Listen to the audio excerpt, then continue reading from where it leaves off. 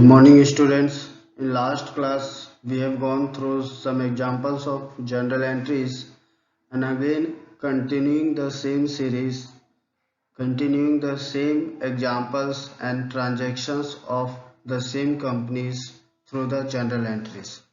So, next class is on January 4 purchased office supplies which is costing to $17,600 on accounts, means company has purchased office supplies of amounting 17,600 on credit on accounts payable, which company will pay in coming future.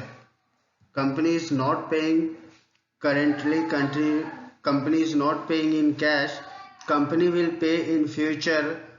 So our entry will be of as per the second rule of the accountings. Office supplies will be debited for $17,600 and accounts payable will be credited for 17,600, right? Next entry is saying provided service to its customer and receives $28,500 in cash. So now company started his work and company has provided some service to its vendor and cost of the service was $28,500, which is has been received through the cash. So again, as per the second rules, cash is increasing, so cash account will be debited for $28,500, and as per the third rule, service revenue, so it's a kind of income for the company, so all the incomes are credited as per the third rule. So service revenue accounts will be credited for the same account amount, which is $28,500. In next transactions, on January 13, paid the accounts payable on the office supplies purchase on January 4.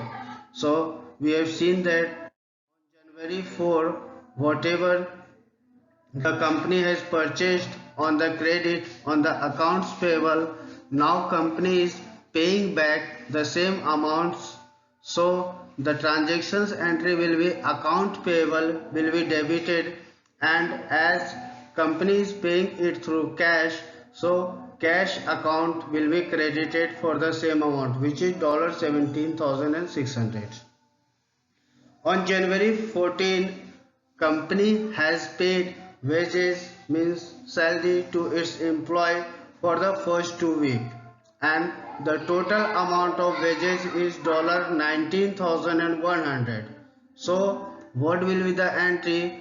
Wages expense, because it's an expense, so as per the third rule of accounting, expense will be debited, so wages account is debited with $19,100, and as per the second rule of accounting, cash is decreasing, cash is going out of the company, so cash account will be credited for the $19,100.